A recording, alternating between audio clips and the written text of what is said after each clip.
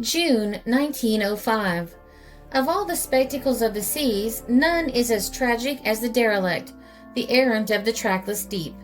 Weird beyond description is the picture presented by some broken and battered hulk as she swings into view against the skyline, with the turbulent green seas sweeping over her moss-grown decks and a splintered fragment of mast pointing upward as if in protest against her undoing. It is a sight also to arouse fear. For the derelict is the most potent of all the dangers that threaten the seafarer. Silent, stealthy, invisible, it is the terror of the mariner. It is the arch-hypocrite of the deep. Against it, skill of seamanship, vigilance in watching, avail not. Lights and whistles, beams and buoys proclaim the proximity of land. The throbbing of engines, the noises of shipboard life, tell of an approaching vessel. Icebergs and floes betray themselves by their ghostly radiance and surrounding frigidity of air. The derelict gives no warning, makes no signal. The first sign of its existence is the crash, the sickening tremble and quaver of the ship suddenly wounded to death. Hateful, awesome as it is, there is also a melancholy attached to the derelict, for with each battered hulk there goes a history of suffering, perhaps of death and heroism. The making of a derelict, it is a cruel, grievous process. Take, for instance, the story of the bark Florence E, wrecked off the Caribbean in the autumn of 1902. She left Nova Scotia on August 18th for Buenos Aires, lumber-laden, having on board, besides the crew of 10, the captain's young wife, aged 23. On September 17th, a hurricane arose, whipping the 3 spars out of the ship and leaving only jagged stumps upstanding. The deck load was swept overboard, the bulwarks demolished, the deck houses uprooted, and the holds flooded. The straining of the cargo within, the battering of the wreckage without, and the force of the sea and the wind made her leak like a basket. While the gale raged, all hands were lashed to the broken masts. When it abated, they sought shelter below. But she was nearly full of water, cabin and forecastle awash, and most of the provisions spoiled. Yet for 4 long weeks these 11 humans stuck to her, hoping for rescue. Jury masts were rigged to work her toward land. Distress signals were shown by day and flares burnt by night, but no ship came along. Gradually her stock of food grew lower, until only bread and water remained, and it became a question of either abandoning her while there was a chance of reaching land, or of remaining to face starvation with its horrible concomitants. According, on October 15th, after 28 days of misery on the wreck, they repaired and launched their only remaining boat, the others having been destroyed in the gale, and, leaky and flimsy though it was, they contrived to make their way in it towards Grenada, in the Windward Islands, being 11 days voyaging nearly 1,400 miles. Their sufferings in the boat were almost indescribable. They were reduced to a quart of water and 3 ounces of bread daily, while the intense heat of the tropic sun blistered every exposed portion of their bodies. Mrs. K, the captain's wife, suffered acutely but bore herself bravely and heartened the men by her spirited example, though agonized with thirst, as were all on board. During the whole 40 days between the storm and the sighting of land, they saw not a ship, and they could not have survived much longer, as their food was exhausted. The derelict they had left was sighted several times afterward by different ships, and it is believed eventually drifted into the Sargasso Sea. Derelicts are nearly always wooden-built vessels, and usually lumber-laden. Iron ships open up and sink rapidly, but the stout planks of a wooden ship will give her buoyancy to resist the onslaught of the sea, and if she has a cargo of lumber, she is virtually unsinkable until the hull is broken bodily apart and the lading flung broadcast over the ocean. Many such lumber carriers have made most extraordinary voyages as derelicts. The schooner Alma Cummings, wandered around the Atlantic for 587 days and covered 5,000 miles. She laded lumber at Port Royal for Boston in January 1895 and was struck by the famous February blizzard off Cape Henry. Her mast went by the board, and her 10 humans were soon facing desperate peril. The spars, held by the rigging, crashed against her sides with every surge, opening her seams until the water gushed into her in inlets. Meanwhile, the sea swept over her, forming a coat of ice 2 feet thick on her decks. The pumps froze fast, and the crew were chilled to the marrow, their clothing drenched and frozen on them. Their quarters were flooded. Everything was soaked with brine. There was not even one dry match aboard with which to start a fire. The waves partly submerged her, while the men, lashed to the stanchions and masts, waited for death from water or cold. After the storm had spent its fury, all other expedients failing, a rifle was fired into a can of kerosene oil in the cabin, and a blaze thus kindled, which, after a brief battle to prevent its spreading all over the ship, was husbanded like a sacred flame and gave the heat necessary to cook food and fight the killing frost. For 5 days the men endured the misery of existence on this crazy hulk, and then, the sea having gone down, proceeded to abandon her and make for land. But just as they had provisioned the lifeboat, a sea struck and destroyed it, cutting off the only chance of escape by their own efforts. 2 days later, the British steamer Queensmore sighted her and rescued them 100 miles off the New Jersey coast. 5 ships subsequently reported the derelict drifting across the Atlantic, and then, after some months, she was descried near the equator, burning to the water's edge, having been fired by crews that had boarded her and thus had tried to rid navigation of her menace. But the fire would not reach below the sea. Her decks were too wet to burn, and her timber cargo upbore her. The charred stumps of her mast remained, the bowsprit and part of the forecastle showed up out of the water, and her hull was encrusted with barnacles. Then, for another long period, she was unreported, and at last on September 21st, 1896, grounded near Colon, where the Panama Indians broke her up. The record of the American schooner Fanny E. Walston is still more wonderful. She was adrift 4 years and traveled 9,115 miles. She was abandoned on October 15, 1891, off Cape Hatteras, and drifted north with the Gulf Stream. A gale, however, drove her southward, and she trailed into the Sargasso Sea, where she is supposed to have remained more than 2 years, as she was unreported for 850 days.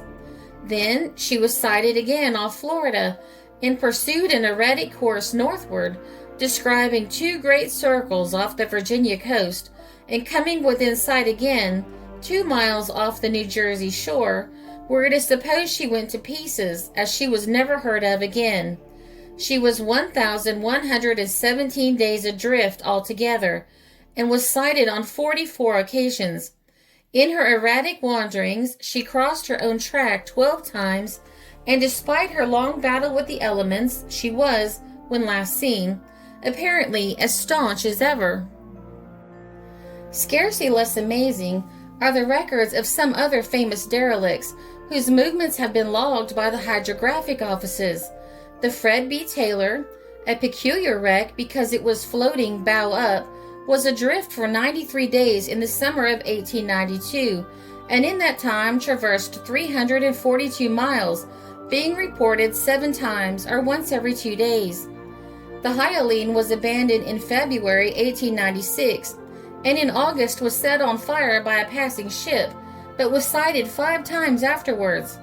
The last report of her being on September the 10th. She had drifted over 1,000 miles in her truant course. The Canaria was run down off Cape Cod on June 1st, 1902. 3 months later, she was seen off the banks, a distance of over 400 miles from where she was abandoned. The Ebenezer Haggett, which became dismantled on November 10th, 1902, was towed into the Azores on April 15, 1903, having traveled 2,000 miles during the 157 days she was adrift. Modern materialism finds in the derelict a parallel to the famous Flying Dutchman, so long the subject of story and song. The myth might have been derived from some ancient forerunner of the abandoned British whaler Resolute, which knocked about the Arctic seas for 4 long and stormy years, battling with ice as well as tempest. 5 years ago, a ship rounding Cape Horn witnessed the gruesome sight of a New Bedford whaler frozen into an iceberg. She had grounded on it, and as it turned later, she had been carried high into the air, where the freezing sprays had welded her solid upon her crystal base. Such too was the end of the Newfoundland fishing schooner Albion in 1893, and varied were the emotions she inspired as, upreared on her gleaming pedestal, she swept through the trawling fleets that swarm on the Grand Banks. Even more appalling was the experience of the sealer Erebus, which came upon a derelict steered by a dead man's hand. When the blighting storm had smitten his boat, he had lashed himself to the wheel and thus had died. There at his post he still stood, with nerveless hand grasping the spokes and sightless eyes staring ahead. The next comers scuttled the wreck and sent her lone watcher to the cavernous depths in the posture he had retained, as was the fittest burial for such a Viking. Many of these derelicts comprehend mysteries which are never solved. The ship, when boarded, is found empty. No note is left to show why she had been abandoned. The crew were never heard of again, and the incident adds another to the countless amazing secrets which the ocean holds.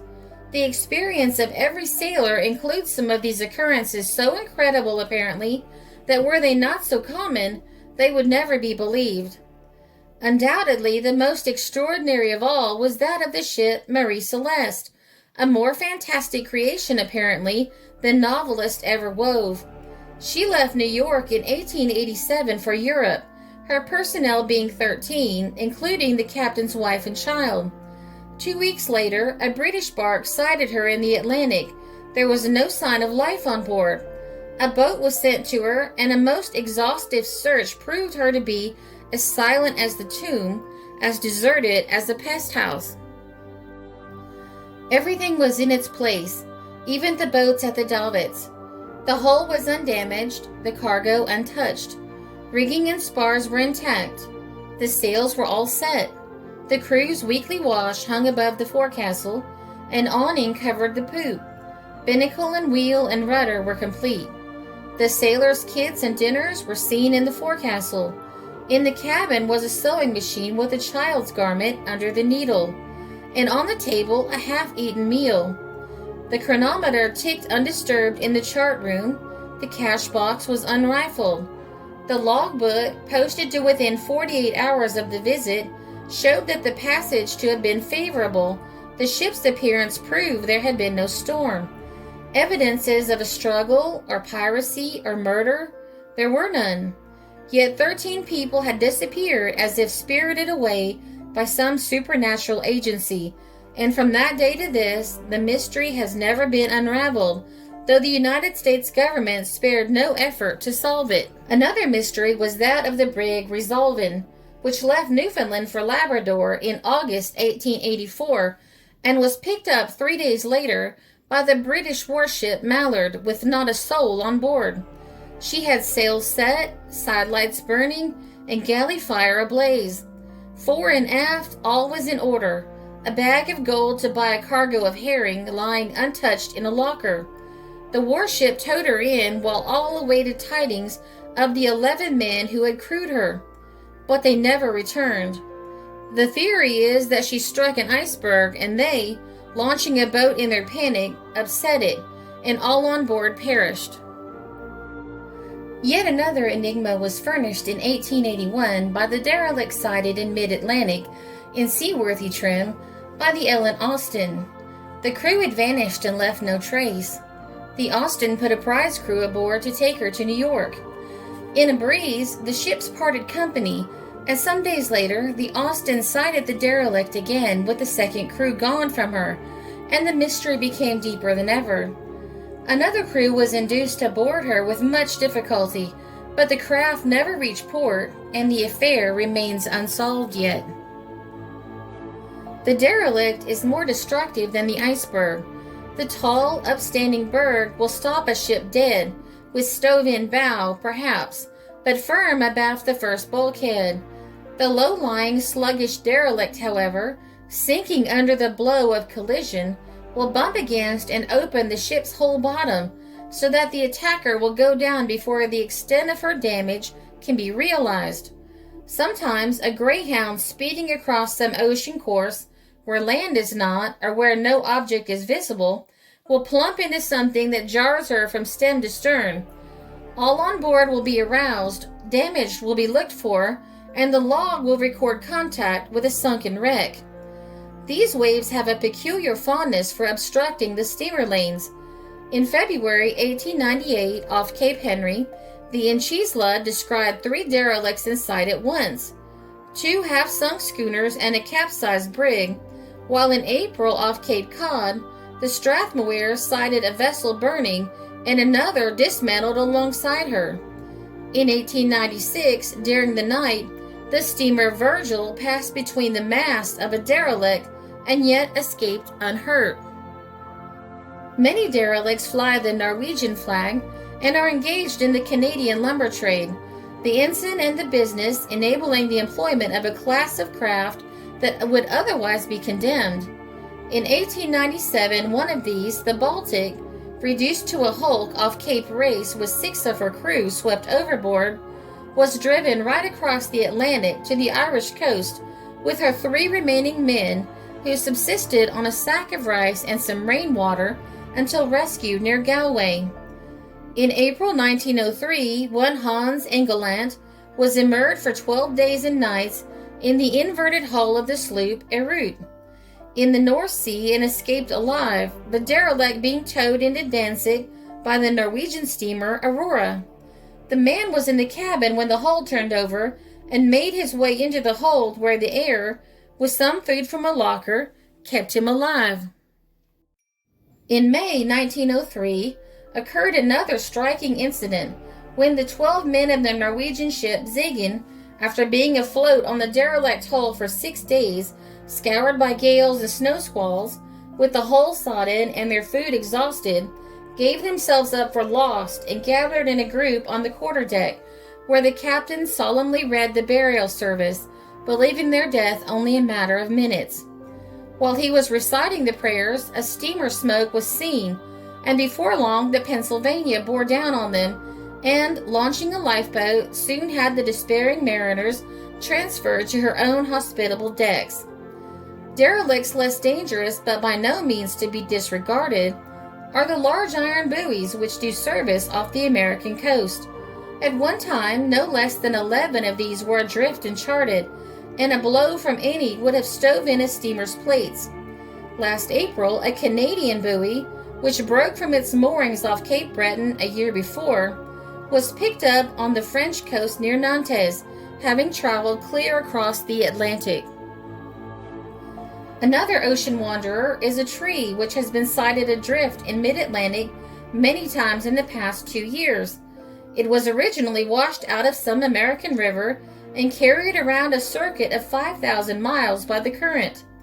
Bottles float for incredible periods and are the favorite medium for reporting disasters by ships in great danger or of perpetrating hoaxes.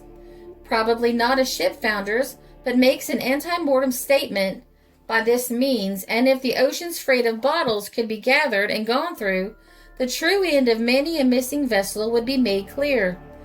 It is a curious fact that seafarers the world over never break a floating bottle. They invariably save it for the record of disaster it may contain. In the event of a naval war, derelicts would probably become a greater menace than ever, because of the number created through cruisers preying upon the enemy's shipping. In the Civil War days, the Alabama swept the seas of Federal merchantmen, and her course could be traced by the blackened hulks of crafts she had stripped and fired.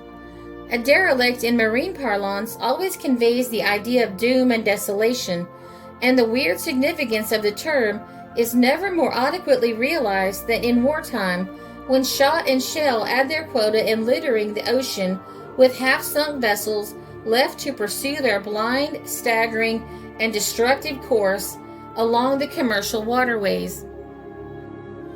The maritime nations are beginning to be moved by the formidable danger of the derelict, and Great Britain and the United States have arranged for concerted action against it.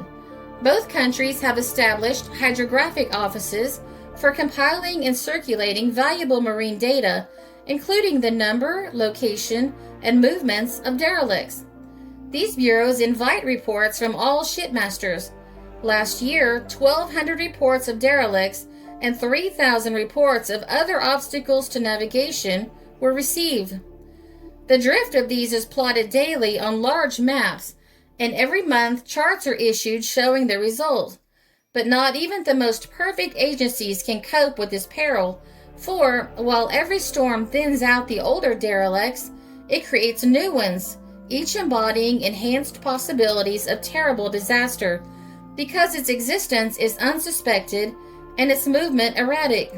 Some drift but a mile a day, while others make 100. Tides, currents, and winds affect them, and their own build, bulk, and cargo are large factors in determining their progress. Some follow direct courses as closely as if navigated by human beings.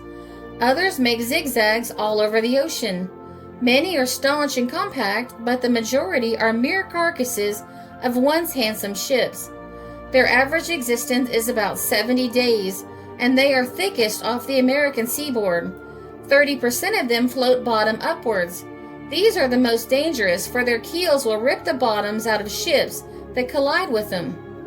The greatest home of these masterless waifs is the Sargasso Sea, the ghostly, weed-covered ocean area believed to be the haven of a graveyard fleet mightier than any navy of today. It remains unexplored, so the story goes, because steamer cannot approach it, owing to weeds clogging their screws, while sailors once within it cannot escape from the paralyzing grasp of this vegetation. Certain it is that many a derelict is enmeshed there, and remains for months or years. Scores, maybe, are rotting there now, to be sent north again, years hence, to prove the ruin of a cracked liner or a humble tramp. The systematic destruction of derelicts has also been attempted. The project of inducing the maritime nations to unite in organizing the ocean patrol to destroy these sea terrors has so far failed to fruition. Each country attends in a desultory fashion to such wanderers as approach the shores, sending out warships to demolish them by means of shells, torpedoes, torches, or ramming, but it is by no means an easy task always, and occasionally the attacker, when she turns her prow against the hulk, sustains worse damages than she inflicts. The very circumstance that keeps these lumber carriers so long afloat makes them all the more dangerous. The deals they carry form a dead weight, sluggish and unmoving, that is death to the ship running against it. Therefore, it is a dubious venture for a warship to ram one. The U.S. cruiser Atlanta tried the experiment in 1895 with disastrous results to herself. She sighted a derelict, the British schooner Goldenrod, bottom up near the New South Shoal, and warship captains, having orders to destroy these ghouls, opened fire on her. The craft showed her after, keel clear of the water, the rudder elevated some 10 feet above the surface. 37 shots were fired. Nearly all passed through the hulk, only 4 exploding within, and, as she still showed no sign of sinking, ramming was resorted to. The first blow cut off her stern. The second sheared away another section of her. The third caught her amidships, and she stuck fast, and rode on the ram some distance. The fourth split her in twain, and the fifth stripped off her underbody, when her cargo of empty barrels was dispersed about the ocean. The work, however, especially the third ramming forward, strained the cruiser's prow so as to force her to dock upon reaching port. Nor have British gunboats fared much better. The Melampus met a similar experience near the Irish coast in 1899, and trials of ramming hulks ordered by the Admiralty elicited such results as justified taking other means in the future to destroy derelicts. Alternatives are not easy. The stowage of their cargoes forbids scuttling the wanderers. The use of projectiles is ineffective, as splintered wood will serve as well to upbear a hull as broken planks. If set on fire, the fabric will only burn to the sodden timber of the deck, leaving her a worse menace than ever, because her spars and top gear will be gone, and she will float almost level with the water. Torpedoes are more effective, and if used judiciously, will dismember the obstruction in time. The U.S. cruiser Pensacola some years ago encountered a derelict while crossing the Atlantic and attempted to destroy her by torpedoes. 3 were exploded under the hulk, with the effect of tearing away a portion of her bottom and shattering her top hamper, allowing part of her lumber cargo to float out. She was never heard of again, and the belief is that she went to pieces in the next gale. It is proposed by the British Admiralty to make Cape Race a base for the operations of a specially equipped gunboat to hunt down derelicts, and the United States will probably establish a similar base at Nantucket. From these 2 centers could be waged successful war against most of the vagrants, leaving the remainder to be dealt with by the European countries concerned. The derelicts are constantly drifting aimlessly across the tracks of the liners, and everyone carries with it the possibilities of a terrible disaster. Appalling must be the conditions that prevail on a crowded steamer when she strikes a derelict, and the frenzied assemblage, swarming to the deck, sees nothing which affords even a prospect of escape. If she splits herself against some coastline, the cliffs will ensure safety for many, unless the weather is too bad for a landing to be made. Or, if ships collide, it is rarely that one will not float, and rescue some at least of the humans on the other. But when a derelict is rammed and inflicts fatal injuries upon her assailant, hope of safety there is none, except through the boats. And this is a rotten read, as the experience of a score of terrible sea dramas attests.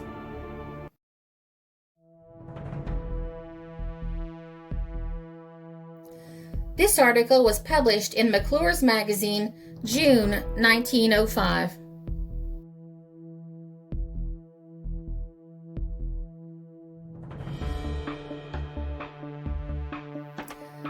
This is a Country Road production, because history is fascinating.